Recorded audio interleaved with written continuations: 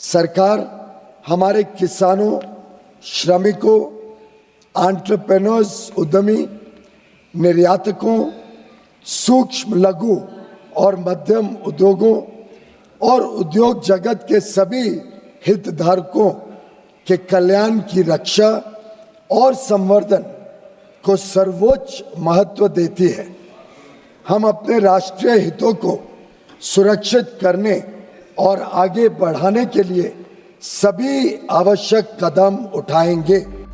पीयूष गोयल ने अमेरिकी राष्ट्रपति डोनाल्ड ट्रंप द्वारा भारत पर लगाए गए 25% आयात शुल्क यानी टैरिफ को लेकर विस्तार से बयान दिया है। उन्होंने राज्यसभा में बयान दिया जिसमें उन्होंने कहा कि दोनों पक्षों के बीच में 4 दौर की द्विपक्षीय बैठकें हुई हैं।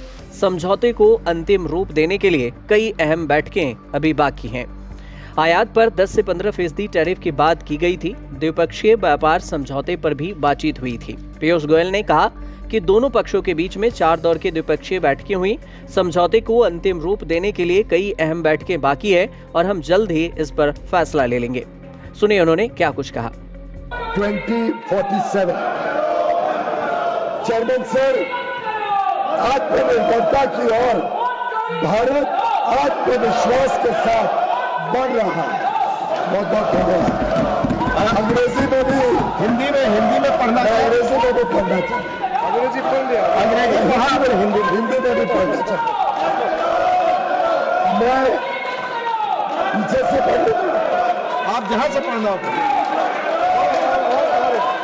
मैं सदन को 30 जुलाई 2025 को अमेरिकी राष्ट्रपति द्वारा 1 अगस्त 2025 से द्विपक्षीय व्यापार पर लागू होने वाले टैरिफ के विषय पर दिए गए वक्तव्य के बारे में अवगत कराना चाहता हूं।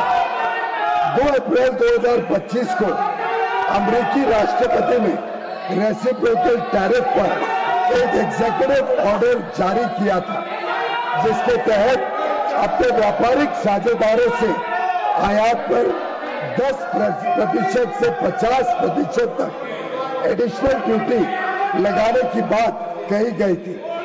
10% की बेसलाइन ड्यूटी 5 अप्रैल 2025 से लागू हो गई थी।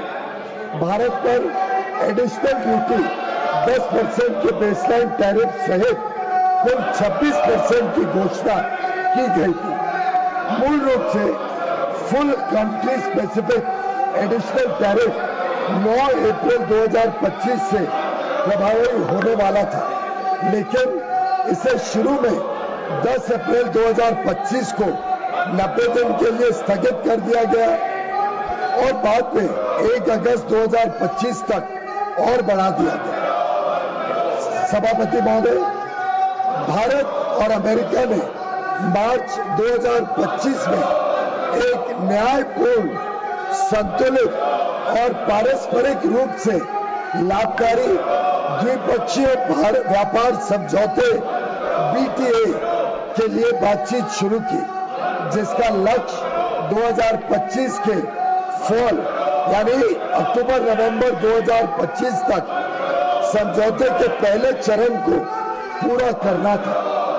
दोनों पक्षों ने 29 मार्च 2025 को नई दिल्ली में आयोजित पहली फिजिकल मीटिंग की चर्चा के दौरान द्विपक्षीय व्यापार समझौते की बातचीत शुरू करने के लिए विस्तृत टर्म्स ऑफ रेफरेंस TOR को अंतिम रूप दिया।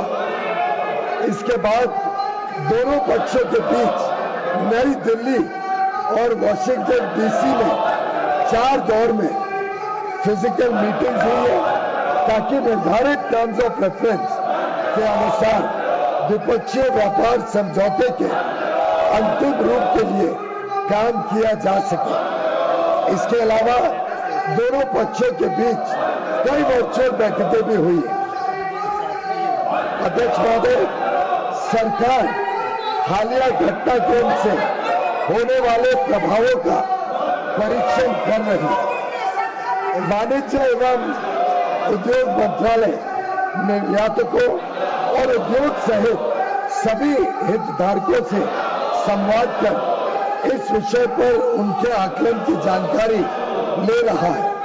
सरकार हमारे किसानों, श्रमिकों, एंटरप्रेन्योर्स, उद्यमी, निर्यातकों, सूक्ष्म, लघु एवं मध्यम उद्योगों और उद्योग जगत के सभी हितधारकों के कल्याण की रक्षा और संवर्धन को सर्वोच्च महत्व देती है।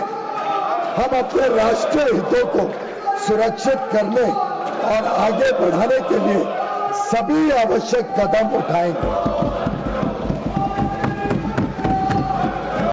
The implications of the recent development are being examined by the government.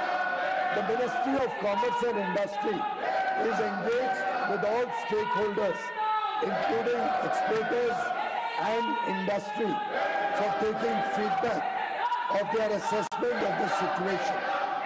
The government attaches the utmost importance to protecting and promoting the welfare of our farmers, workers, entrepreneurs, exporters, MSMEs, and all sections of industry.